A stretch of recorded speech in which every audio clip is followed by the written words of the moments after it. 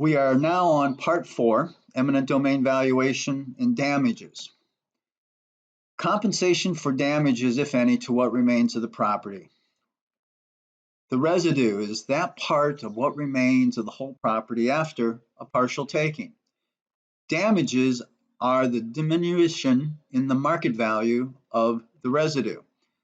Severance damages are those damages that are compensable and are a result of the severance from the whole property. And consequential damages are not compensable. Damages are not appraised. They are based on a before and after analysis.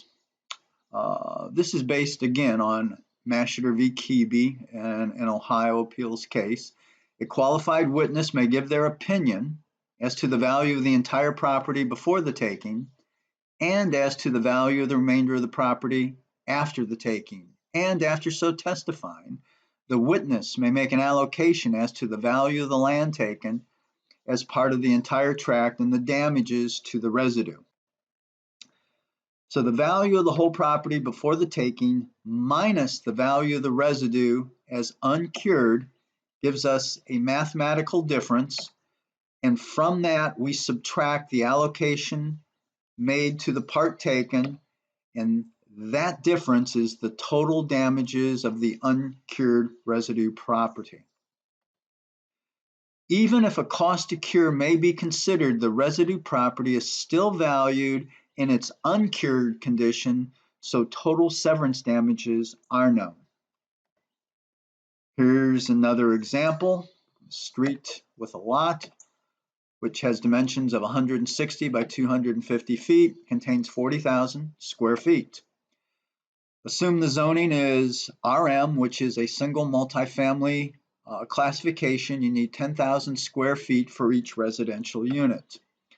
The whole property contains 40,000 square feet, and it can have 4 multifamily units based on the mathematical analysis here, which is 40,000 square feet divided by 10,000 square feet per unit means you can have 4 units.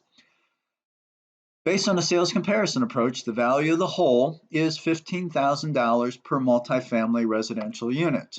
So you've $15,000 a unit, you can have 4 units. So the value before the taking for the whole property is $60,000. So now we have a taking. It's a WD taking. It's 85 feet deep, contains 13,600 square feet. The residue contains 26,400 square feet. The residue has been reduced to 26,400 square feet.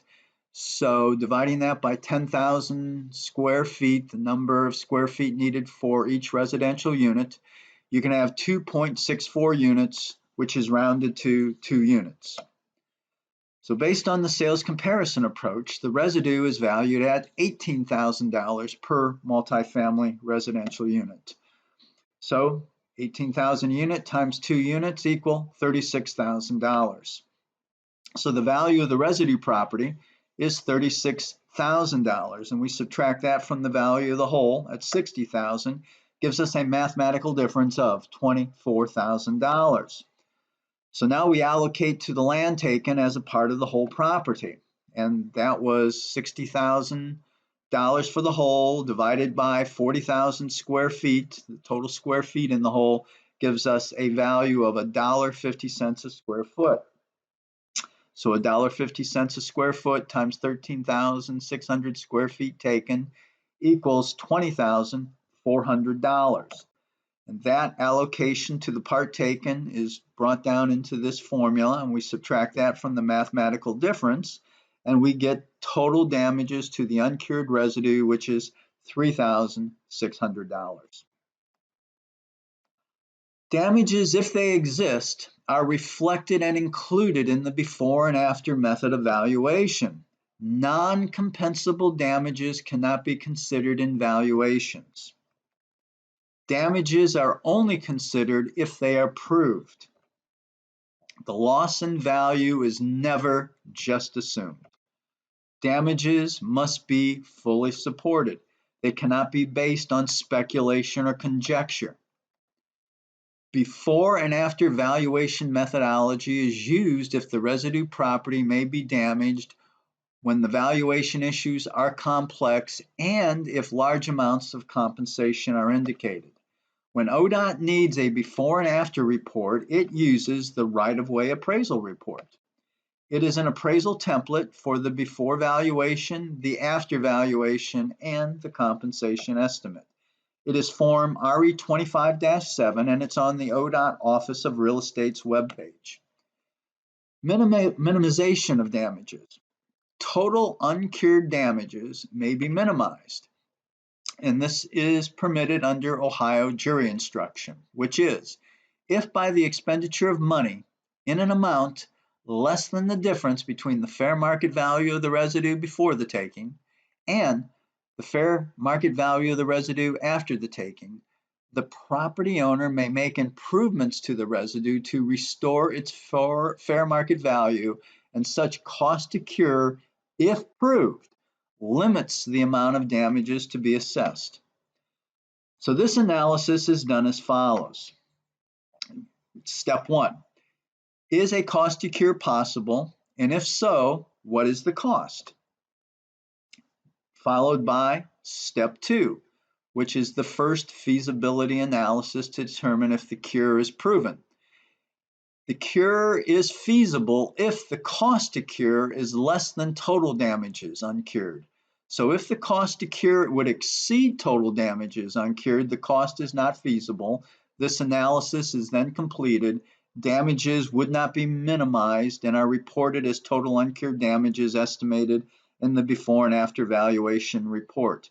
However, if the cost to cure was determined feasible, meaning the cost to cure is less than total damages, we move on to step 3,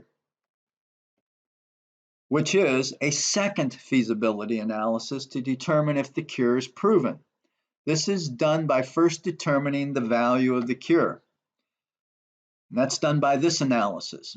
Determine the value of the residue as cured, and then we subtract from that the value of the residue uncured, and the difference between those numbers is the value of the cure.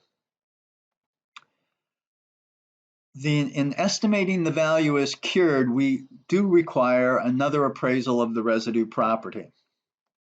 The value of the residue uncured was previously estimated in our initial before and after valuation estimate, which is total uncured damages.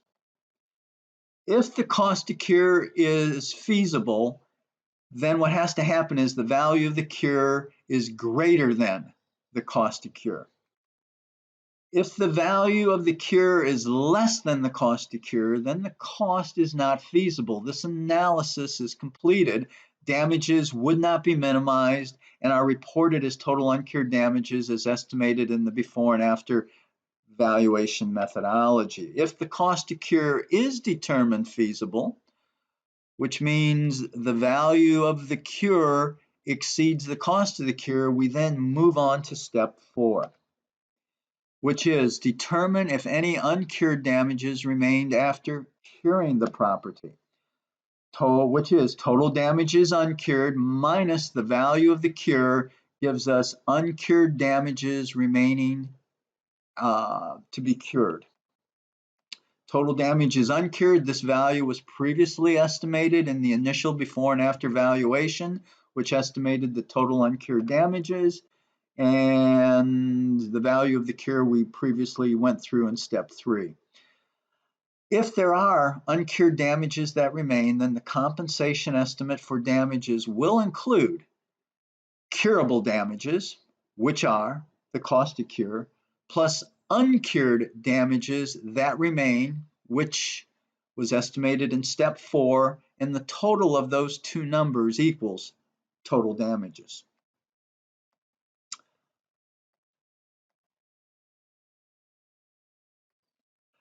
All uncured damages have been eliminated if the value of the cure equals total damages uncured, or if the value of the cure exceeds total damages uncured. In the latter situation, uncured damages remaining is reported as 0. in the compensation estimate for damages, the cost, or excuse me, the damage is the cost to cure reported as curable damages.